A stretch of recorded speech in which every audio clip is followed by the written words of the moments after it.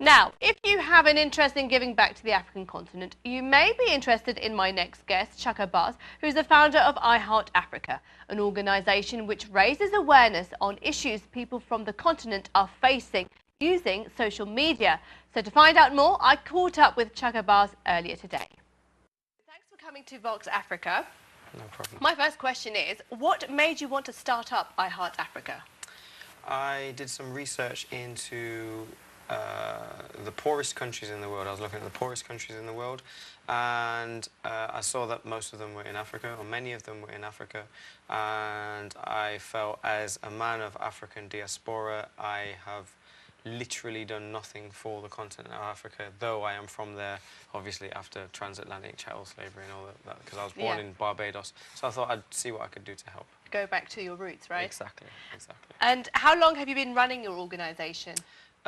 So it started about, well, I'd say the actual organisation started 3 months ago, but I did a boxing match earlier this year, and we raised over £11,000 to keep an orphanage in Congo open, and so that's kind of where it started, its conception.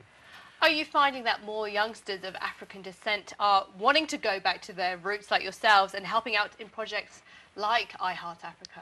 Yeah, definitely. There are many, many people who feel that the countries that they have ended up in don't represent them, and they don't feel at home there. And so there are many people who are essentially dislocated from Africa and their roots, and so they're looking to find out, why they're here, where their ancestry is, and also a deeper meaning, I think.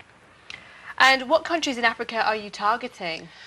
So at the moment we are working in DRC, and we are going to start a project next year in Ethiopia. So at the moment we're starting off small and making sure that it's done right, rather than trying to get loads of attention and loads of money from loads and loads of people and then not really do anything productive with it. Right, I noticed you have loads of followers. Even I follow you before even meeting you. I didn't know. So how important has social media become in today's society, especially regarding projects like yours? I think it's essential at the moment, because if you look at hundreds of years ago, you would have had to know the editor of a newspaper in order to get your information out, and if you weren't friends with the editor or somebody who knew that person, you wouldn't be able to get information out. And then you would have to know the publisher of a TV station when TV came out. Now we are our own media, so we can create our own connections with people from all around the world, and it's instantaneous. And I think it's a real beautiful thing for people who have always got a particular narrative, and now it's for us to be able to create our own narrative and discover the things that we always knew but were hidden from us due to the misinformation because of profit margins for shareholders. As we know, there are lots of NGOs that work on the African continent. So how different is I Heart Africa, for example? Well, essentially, I mean, there was no charity in Africa when it was being colonized by various Western countries, and so now there is nearly charity in every single country, and the country's governments rely on the Western aid donation as much, if not more, than the people. So they're not accountable to the people. So it allows this corruption, but it's also it's a corruption, but it's a corruption myth, because in order to be corrupt, you have to conspire with people who are also corrupt. So the Western governments are no less corrupt than the African governments that they're working with, but what that does is it leaves the people without resources, and the resources are there, but they're being taken from there. And then you have the IMF and the World Bank and all these different essentially predator companies that are stealing, taking from Africa and never giving back. So the point of I Heart Africa is to take wealth from the West and take it back to Africa, where it was created in its first place.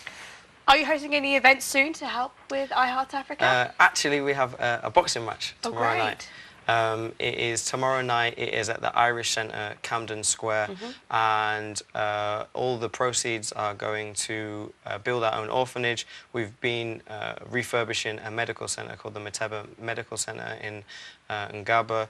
So far, we've sold. I think we've sold like 75% of the tickets. So there's still tickets if people want to come, and all the people who are boxing are young people such as myself who are interested in people of diaspora, people from Europe who are interested in helping and doing the best that they can for the people in Congo. Great. Chaka, thank you very much. Blessed.